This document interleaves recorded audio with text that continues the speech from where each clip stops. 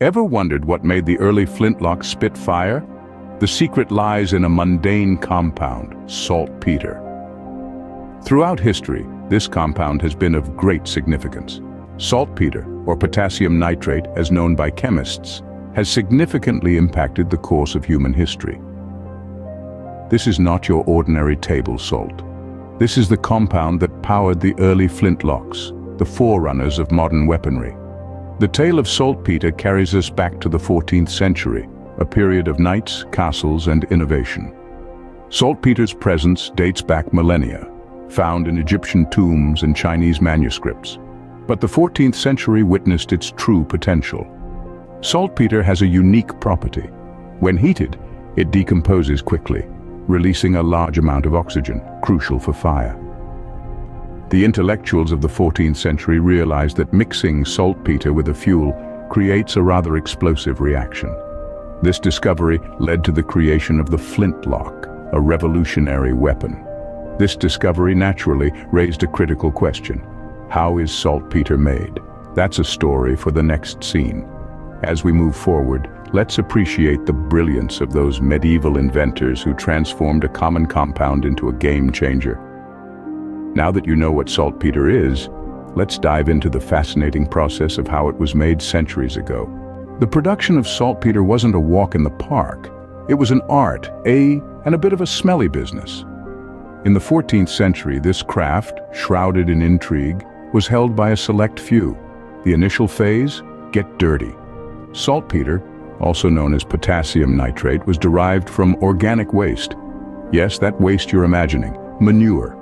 Not a pretty sight, but essential. Manure, combined with organic scraps like straw and vegetable peels, composed the nitrary, a heap left to decompose. This was left untouched for a year. Nature and nitrates to interact. Upon nitrate formation, the next step was leaching. This involved soaking the pile in water and collecting the seeping liquid, the mother liquor, brimming with nitrates. This solution was boiled, evaporated, or left to crystallize to form crude saltpeter. But this wasn't the end. The crude saltpeter underwent a refining process. It was redissolved in boiling water and left to cool, forming crystals. These crystals, after being dried, resulted in pure saltpeter. The French, renowned for their sophistication, were skilled in this process, quick to adapt and innovate. So, that was the rather fragrant process of making saltpeter. But how did it find its way into flintlocks? The French, known for their quick surrender in World War II, were ironically one of the first to put saltpeter to good use in warfare. The story of saltpeter's contribution to warfare starts with the early flintlocks. Consider them as the great-grandparents of today's firearms. Their secret ingredient was saltpeter. In the 14th century, firearms were bulky gadgets utilizing ignited saltpeter to shoot projectiles at foes. When mixed with charcoal and sulfur, saltpeter makes a robust blend. Gunpowder, the fire starter of flintlock's ignition process. A spark would inflame the gunpowder, causing gas expansion and dispatching the bullet towards its mark. The revolution in warfare had begun, with the battlefield's face forever changing.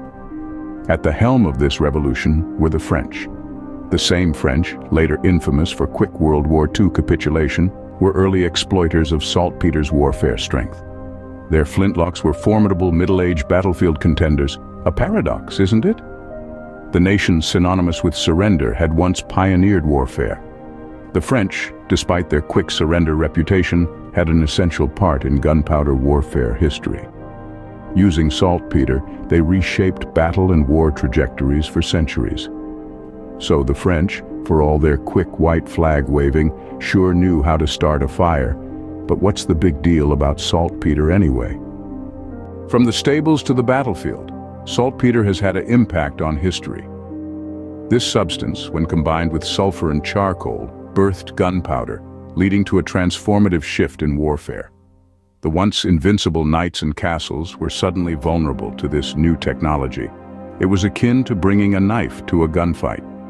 The introduction of gunpowder, powered by saltpeter, began a new era in warfare. But the influence of saltpeter extended beyond warfare. It permeated political sphere too. Nations with access to it gained an edge, affecting trade and shaping alliances. Saltpeter empires, as they came to be known, dominated the political landscape. Economically, saltpeter was a hot commodity, inspiring exploration, innovation, and even deceit. Trade routes around it were profitable, and everyone wanted a piece of the action. Interestingly, the French, despite having saltpeter, couldn't figure out how to use it effectively. The humble saltpeter, then, was a game changer, but let's not forget how it all started. From the humble beginnings in stables and barns to the fiery end on the battlefield, saltpeter has left an indelible mark on history. And it all started with a bit of night soil. Makes you think, doesn't it? From waste to warfare, the journey of saltpeter is truly fascinating. Originating in the 14th century, its production was a pungent process involving animal waste, straw, and thyme. This concoction, left to ferment, birthed the saltpeter we know. Though not a process for the faint-hearted, it was vital. Born from humble beginnings, saltpeter took center stage in the early flintlocks. These precursors to modern firearms heavily relied on saltpeter's explosive properties. From battlefields to hunting grounds, these flintlocks revolutionized combat and hunting. The French, despite the World War II narrative, recognized saltpeter's power early on. Quite paradoxical, given their reputation for swift capitulations, they were pioneers in military innovation. Shifting focus from the past, saltpeter's legacy today transcends beyond warfare. It's found in fertilizers to rocket propellants, continually impacting our world. Remember the saltpeter each time you see a flintlock. It's not just a compound, it's a piece of history. Its tale stretches from the muck heaps of the Middle Ages to the cutting-edge laboratories of today, a testament to human ingenuity and the enduring power of chemistry.